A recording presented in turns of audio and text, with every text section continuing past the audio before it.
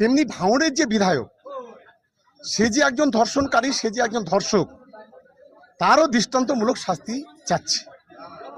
কারণ একজন ধর্ষক মিছিল করছে আরেকজন ধর্ষকের বিরুদ্ধে, এটা সবচেয়ে বড় লজ্জা।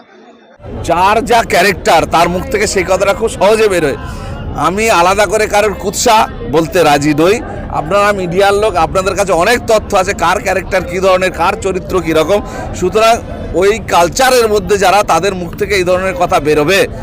আর আমাদের ভাইজানের নামে যে কুৎসা প্রচারের চেষ্টা করছে, সেটা প্রমাণ হলে নিশ্চয়ই আমরা মাথা পেতে নেব অন্যায়টাকে। কিন্তু একটা জিনিস আমি খুব ব্যর্থহীন ভাষায় বলতে পারি যে আমাদের এতটা আকাল পড়েনি যে একটা তৃণমূলের নেত্রীর সঙ্গে আমাদের কোনো সম্পর্ক তৈরি করতে হবে।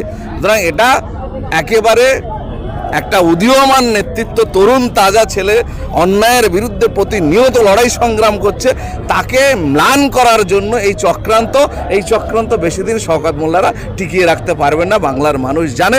সেই কারণে কার পেছনে দাঁড়ালে সঠিক ন্যায় পাওয়া যাবে, মানুষ তার পেছনেই দাঁড়াচ্ছে। 26-এর জন্য আপনারা কতটা প্রস্তুতি আছে? তৈরি করছি আমরা, এখন থেকে রাস্তায় আছি। আমরা তো রাস্তা থেকে সরিনি, সময় কথা বলবে।